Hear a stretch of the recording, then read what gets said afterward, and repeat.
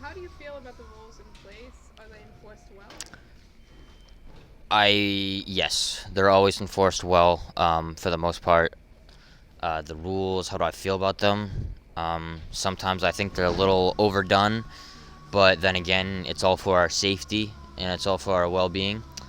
Um, I know the homework. I don't appreciate the struggle. It's not the amount of homework. It's the struggle of the homework. It's hard stuff. It's hard work, um, and they do enforce it very well. If you miss class time because you're up there working on missed homework, that's a zero for the day. So you got to keep up. You got to keep up. Yeah. How do you feel about the rules that are in place, and do you think they're enforced well? I would say generally for at least the PATH community, the rules are pretty well in place, and we do have to follow them. We are abutting Casco Bay, and I would say they don't like to follow the rules as much. But as PATHs goes, we do follow the rules. You know, no smoking, no vaping, no driving crazy. And I have seen people get their licenses, not necessarily taken away, but taken away for the privilege to drive.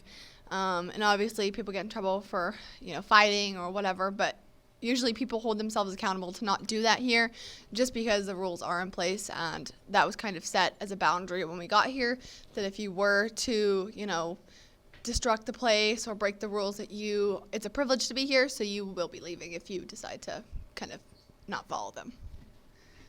So, how do you feel about the rules in place? Are they enforced well? Rules. So my sending school is Casco Bay, and they're pretty lenient on rules, I think. But Paths is I'd say they're very disciplined, very enforceful, and they mean what they say in regards to their rules, and they really take their learning seriously and their learning environment seriously, and it's a good environment for learning.